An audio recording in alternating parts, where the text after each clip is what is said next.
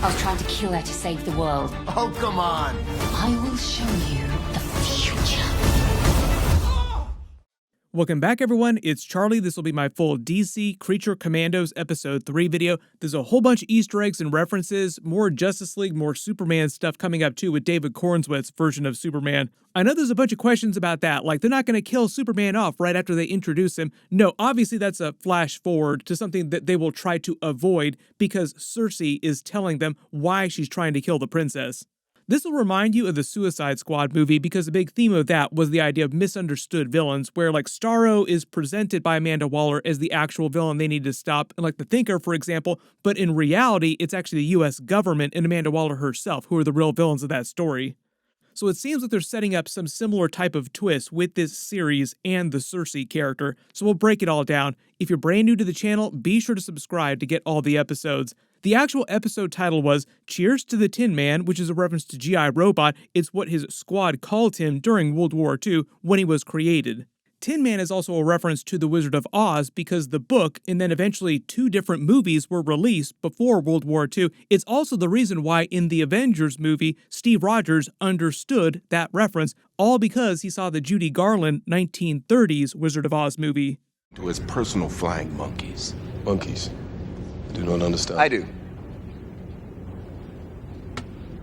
I understood that reference. The episode basically deals heavily with his backstory through flashbacks, the way that episode 2 dealt with the bride's backstory. It seems that they're going to be doing that episode to episode, like next week's episode will be a Weasel episode where they explain his backstory too, with a couple more big cameo scenes. Like there have been a couple really big cameo scenes that they don't totally announce before it comes out. You probably detect some of them. Some of them are pretty easy to pick out.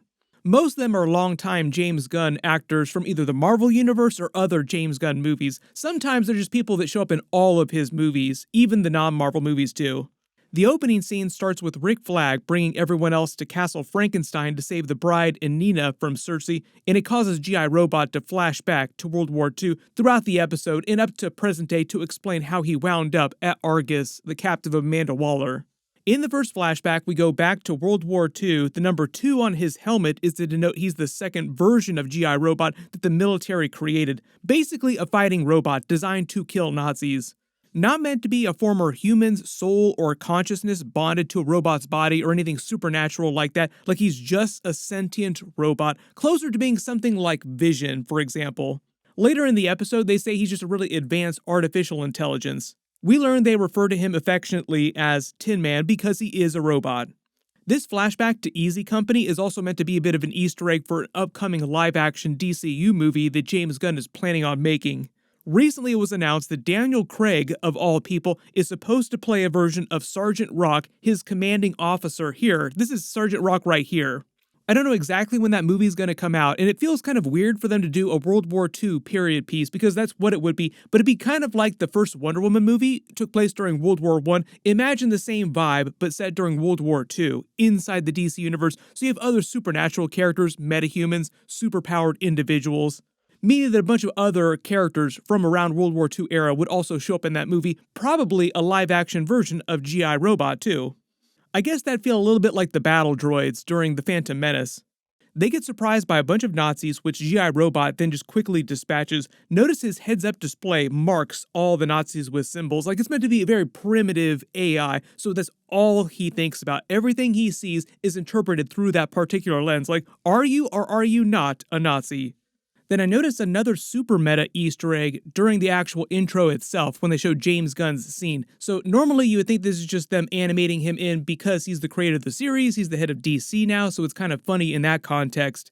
But if you zoom and enhance, notice the script that he's writing is a Cersei scene, so I think the idea is that he's writing next week's episode and each of the previous intros. So like at the end of episode 1, he was writing the Frankenstein scene, setting up the Frankenstein stuff that happened during episode 2. I think all the Cersei stuff that he's writing in this script for episode 3 is for Cersei scenes during episode 4. So maybe there'll be some sort of teaser at the end of episode 8 in the finale where he's writing the script for like some big Superman scene in the live-action Superman movie or something like that, like some big teaser. It's a really cool meta spin on an actual Easter egg, like he's almost breaking the fourth wall in this scene.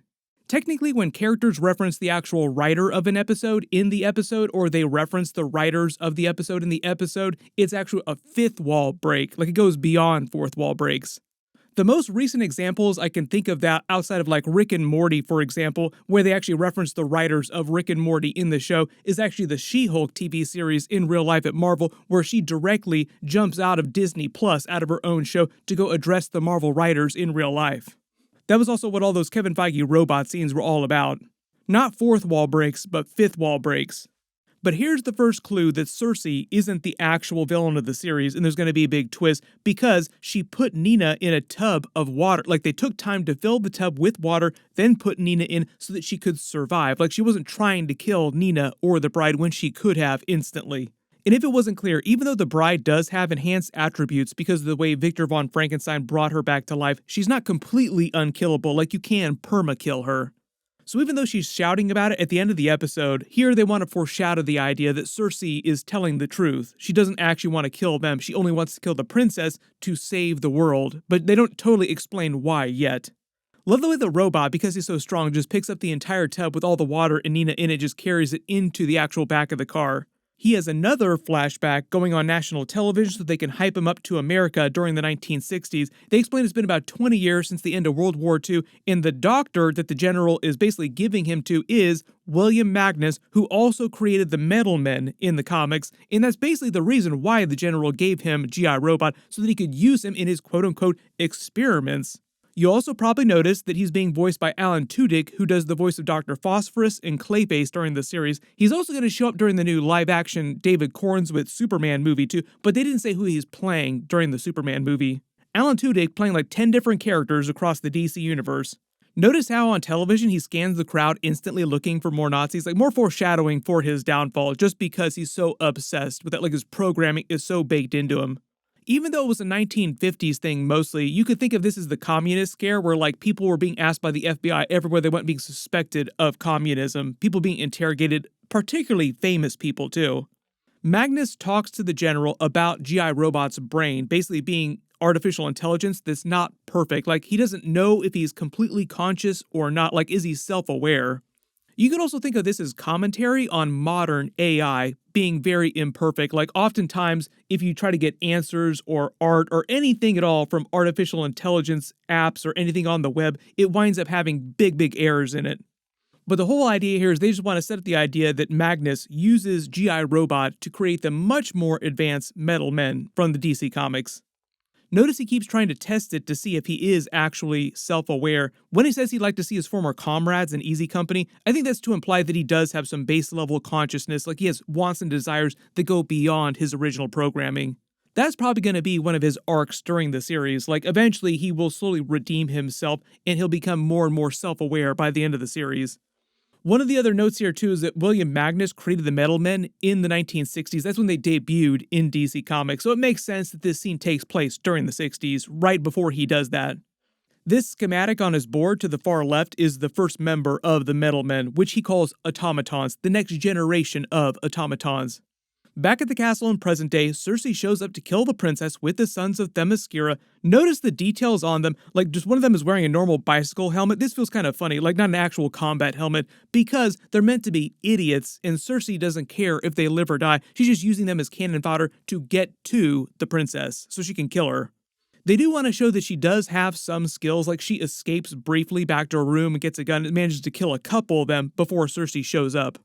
But the way they're playing the scene, they still want her to feel like she's a damsel in distress trying to escape them, the villains, which, like I said, is probably a big misdirect. That's also what that teaser at the end with Cersei is meant to be too. Like, you doomed us all because I wasn't able to kill the princess. Most of the palace guard winds up getting wasted by the sons of Themyscira. We get our next big cameo scene, so we find out that it's in the early 2000s, maybe the 2010s almost, and G.I. Robot bounced around from military lab to military lab after Magnus was done using him to create the Metal Men, not needing him anymore, until eventually he just sold to a pawn shop and is now bought by a collector. You probably detected the cameo scene here because the voice is very identifiable. The new buyer is Michael Rooker, longtime James Gunn collaborator. Most of you know him either as Yondu in the Guardians of the Galaxy movies, but he's been in a bunch of other James Gunn's non-Marvel movies too. Because we're talking about the DC universe here too, there's a lot of Suicide Squad Easter eggs later in the episode. Michael Rooker also played Savant during his Suicide Squad movie more recently. He takes him home, he's got a ton of pet cats. This also might be a joke about James Gunn in real life, always having a ton of pets at his house. The way they ease him into this intro here, they want to make him seem like a totally nice guy, like totally chill, just likes doing really mundane things, totally amazing, common existence, until they slowly reveal that he is a white nationalist, basically a neo-Nazi. You find out that his military collection is made up of all this Confederate war gear, Nazi paraphernalia, the Japanese flag, who were allies of Germany during World War II. Basically all the bad stuff you would not want to see in someone's collection. Like, no, you shouldn't have this. This is kind of questionable. Getting some metaphorical and literal red flags here. When we see them watching a real-life war movie that they cropped into the show, I think this is meant to be footage from the Dirty Dozen, big Suicide Squad Easter egg, because the Dirty Dozen movie inspired the creation of the Suicide Squad comics originally, and James Gunn just shot the Suicide Squad movie, which Michael Rooker, cameo scene here, also starred in as the Savant character. So they get a little meta here with all the Easter eggs. The reason why he puts him in the coat and hat before taking him to the white nationalist meeting is to disguise him so people won't notice him outside. They get to the meeting with the idea the owner thinks that he can help them with maybe some big attack or something that they're planning on doing eventually, just because he is a very powerful robot. Then it all goes downhill real quick because G.I. Robot, obsessed with killing Nazis, notices all of them are neo-Nazis, finally losing it on them when he sees the actual Flagg reveal. We find out this was located in Hub City, which is from the Blue Beetle comics. It's also the birthplace of the Question character. And I love the way when he actually goes on the killing spree, they bounce back and forth, transitioning between present day and the past while he's killing everybody in the past and the future. With Rick Flagg in present day telling him the sons of Themyscira are also Nazis. So like, please just open up, have fun, destroy them all. We see that Magnus did wind up giving him some enhanced abilities, some repulsors, so he can basically fly. We find out that as a result of the massacre in the past, he gets arrested, thrown in prison, and because the courts decide that he meets the definition of sentience, being a person, he can be held accountable and held trial for his actions. This is how he winds up getting thrown inside Belle Reve. Notice he gets locked up with a bunch of other big DC characters. This is Animal, Vegetable, Mineral Man. We saw him during the Doom Patrol episodes. The person on the far left in the cell is Shaggy Man, who's from the really old Justice League comics. He's got a really crazy powerful healing factor that's even stronger than Superman's, and just base enhanced abilities, but he's also meant to be functionally indestructible. Next character between them with the hood is called the Fisherman. He's from the Aquaman comics, who basically use fishing-themed gear to be a supervillain. Next one on the far right is called the Crimson Centipede for obvious reasons. He's actually from the Wonder Woman comics and was created by Ares, god of war. His abilities are mostly that he just has really powerful pheromones that he uses in battle and enhanced physical attributes, so he's just super tough. Then we basically just see him rot in that prison cell for years until the events of episode 1. Back in present day, Cersei blows him into a bunch of different pieces. Don't worry, Tin Man, they can reassemble him like he's just an artificial intelligence. They can just put his pieces back together, put Humpty Dumpty back together. The princess is able to shoot a couple of the sons dead until Cersei shows up. Notice how she doesn't care that the sons died, like she only cares about killing the princess. With the twist being that this is a good thing and we should support Cersei in her efforts to kill the princess, but she doesn't explain why yet. Weasel winds up stopping her before she can blast the princess, and I think this is the first time we've actually seen Weasel actually fight someone because he doesn't actually do any fighting during the Suicide Squad movie. He is vicious, like he rips her to shreds. Dr. Phosphorus makes a joke about barbecue, then starts using his radiation powers to absolutely roast her face. It definitely tastes like burning. Cersei's technically an immortal sorceress, so she can heal that damage with magic pretty easily. Normally, that would take a bunch of years off of someone's life too, being blasted with that much radiation. Rick Flagg getting a little disgusted with how vicious they get until the bride chimes in saying, "You wanted monsters, you got monsters," because they are very literally monsters, so don't be surprised when they act monstrous. Nina's like the only one of the bunch who's actually worried about anybody, worried about G.I. Robot, whose head is still operational briefly, but don't worry, they can repair him. It seems that they're going back to Argus in the next episode, so it's not like G.I. Robot is permadead. Cersei then reveals that they messed up because the world is now doomed because she failed to kill the princess, without explaining why, like that's obviously something for episode 4. Over the end credits, they also show different scenes from previously in the episode. Episode 4 next week seems like it's mostly going to show us Weasel's backstory. I think they're going to reveal that he didn't actually kill those kids and was framed. The woman representing him too as his lawyer also sounds awful lot like Linda Cardellini, who also plays Hawkeye's wife in the Marvel Universe, revealing she's Agent 13, aka Mockingbird of the MCU. But the real reason why Linda Cardellini is probably guest starring on this series is because James Gunn created Creature Commandos, and most of you might remember Linda Cardellini as Velma from the live-action Scooby-Doo movies back in the day. Scooby-Doo was like his first big break in Hollywood. He only wrote the movies though, he didn't direct them at the time. Another big Guardians of the Galaxy, James Gunn, Marvel actor connection too, just because he's pulling a lot of his Marvel actors into DC projects, is that G.I. Robot is voiced by his brother Sean Gunn, who most people remember as Kraglin from the Guardians of the Galaxy movies. He also played the stand-in for Rocket Raccoon on set because Bradley Cooper just did the voice for Rocket Raccoon. And even though he only has a couple scenes during this episode, Sean Gunn also does the voice of Weasel. He did it during the live-action Suicide Squad movie too. Inside the DC universe, Weasel doesn't really talk, like he just squeaks and grunts. Notice we also see Cersei trying to explain to Amanda Waller why they messed up, why she needs to kill the princess, and you get all the Superman, David Corenswet cameo scenes. I think the Wonder Woman is actually even in the background of this scene too. Bunch of other big DC characters. James Gunn hasn't even said who the new Wonder Woman is going to be, like he hasn't cast her yet. So a bunch of big Justice League, Superman cameo scenes next week. Be sure to enable alerts for my channel so you don't miss any of that. And if you did spot any Easter eggs or references during this episode that I didn't talk about in the video, just write them below in the comments.